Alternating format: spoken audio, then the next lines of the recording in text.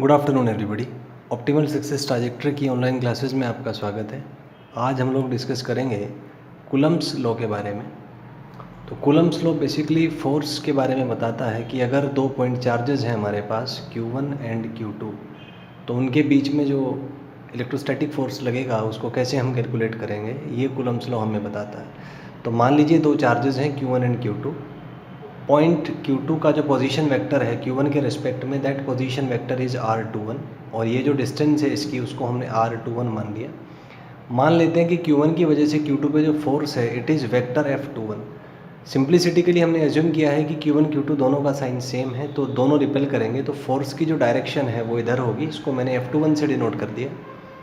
अब the definition says, Coulomb's law का जो स्टेटमेंट है, it says that F21 is equal to 1/4 pi epsilon naught epsilon r Q1 Q2 divided by R21 whole cube into vector R21. This is the statement, mathematical statement of Coulomb's law, where epsilon naught is permittivity of free space, epsilon r is dielectric constant, which has a value 8.85 into 10 की power minus 12 coulomb square Newton minus 1 meter minus 2.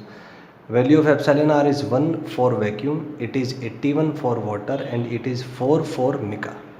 Now vector F21 is the force on charge Q2 due to Q1. Vector R21 is position vector of Q2 with respect to Q1. So vector F21 can again be written as 1/4 pi epsilon naught epsilon r Q1 Q2 divided by R21 cube into vector R21. We can write vector R21 as R21 into R21 cap. So यहाँ पे हम इसको replace कर लेंगे, तो vector R21 के जगह पे हम R21 इंटू R21 कैप रखेंगे। तो ये क्यूब है, ये 1 पावर है, तो एक पावर कैंसिल हो जाएगी, and we will get vector F21 is equal to 1/4 pi epsilon not epsilon r Q1 Q2 upon R21 square into R21 cap. अगर हम इसके मैग्नीट्यूड के बारे में बात करें तो यूनिट वेक्टर हम हटा देंगे यहाँ से, और R21 को मैंने स्मॉल r मान लिया, तो result will be 1/4 pi epsilon not epsilon r Q1 Q2 by R square, क्योंकि R21 को मैंने r मान लिया। वैक्यूम के लिए क्योंकि एप्सिलॉन r 1 होता है, तो f का वैल्यू हो जाएगा 1/4 pi epsilon not Q1 Q2 divided by R square. If we draw the graph, तो f और Q1 के बीच का जो ग्राफ बनाएंगे तो f is proportional to Q1, तो मैंने मान लिया कि Q2 और R कांस्टेंट है, तो ग्राफ स्ट्रेट लाइन होगा।